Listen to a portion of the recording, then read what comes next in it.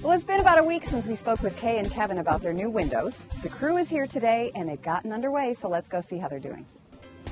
Tom, it looks like you're making a lot of progress here. Absolutely. With a custom-made product like this, it makes the installation go quick and allows us to install the product year-round. Now you're performing what's called new construction window replacement, which means you're taking the frame out as well today, right? Exactly. Why don't you walk us through that process and tell us how you get started? Okay. The first thing that we do is we like to take off the existing wood trim that was on the outside so we can expose the nailing fin. What we found was some water that had been getting in and made the wood soft, and then the ants decided that they like to munch on it. So this way it really lets us know the customer made the right choice getting all that bad wood out of there.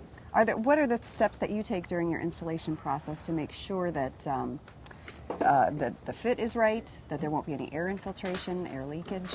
Thank you. The first thing that we like to do is get the entire envelope opened up, find out what we're dealing with as far as if there is any bad wood that needs addressed before we start putting the new window back.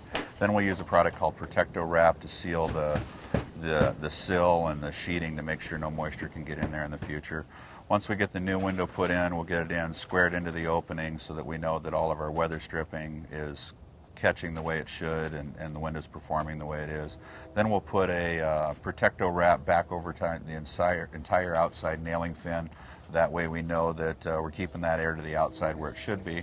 And then when we're buttoning up the finished product on the product on the outside, we use a vinyl board so that we know it's going to maintain its appearance, not have any decay issues down the road, and stay looking good for years and years to come. And what's the life expectancy of these new windows you're putting in? This manufacturer even does some light commercial work. One of the things I enjoy, even on those installations, it's a minimum of 50 years on the moving parts, weather stripping, seal failures, so the Nevergalls aren't going to have to do this again. They're covered. It looks like good. And this is a standard size window that you're putting in, but I know you have a bigger one that you're installing today. Can we take a look at that? Let's take a look. You know, Tom, this is really impressive. Removing those 3 windows and putting in this huge window, it makes a huge impact on this room. Made quite a change, didn't it? It really does. Now, because there's more glass area, is it going to be more expensive to heat and cool this room? Actually, you find just the opposite. This is a stationary product, so you don't have any points of air infiltration to come around the other moving sashes that were in the other product. And the glass technology in this product is much higher than the former product. This has several coats of low-E glass, and it's argon gas filled. Great. Well, you know, while we're talking about the windows that were taken out, they were casement windows, and I know the Nevergalls are really fond of those, and they're going to replace some others with new casements. But I know, too, that they had some issues with the crank, you know, the mechanism itself. Has technology improved that, or will they continue to have those issues? It really comes back to the product you purchase. The better engineered products use a much heavier gears and mechanisms to make sure that isn't an ongoing problem. This product has a multi-point lock system, so when you do lock it, one handle locks it in 3 places, top, middle, and bottom, so you get a consistent seal. That way it's not putting any binding on those gears. Let's take a look over here at this door, too. That looks great. Thank you. Walk us through the installation process with this. Is there anything specific you do when installing doors such as these? The first thing that we really want to address is make sure that there is no bad wood and we've got a perfectly level sill to set the new door on. That once we've got a good base from there, it makes the rest of the installation process go much smoother. If we've got our door in perfectly square, it gives our gaskets and our seals here a chance to perform the way they're supposed to. Just like the casement windows, one of the impressive things with this product is it gives it a lock on the top, middle, and bottom, so you get a consistent seal. That way we know that it's going to keep that air to the outside where it should be.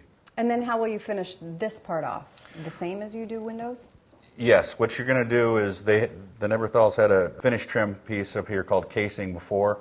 We're going to go ahead and finish that off with that. From the outside, we'll put the extending foam in to make sure that we've got a good seal between our studs and our door product. That way we know we're not getting any air issues at that point either. Great. Well, I think for our viewers, the takeaway today is if you think you may be in the market for replacing your windows, some things to look for would be staining or metal parts pulling away, rotting wood, and basically just drafts when you walk through your house, right? You're absolutely correct. The biggest issue is the drafts. If you've got an average 3x5 window and just a 1/16 of an inch gap around the outside of that window, it's the equivalent of having a brick out of your house.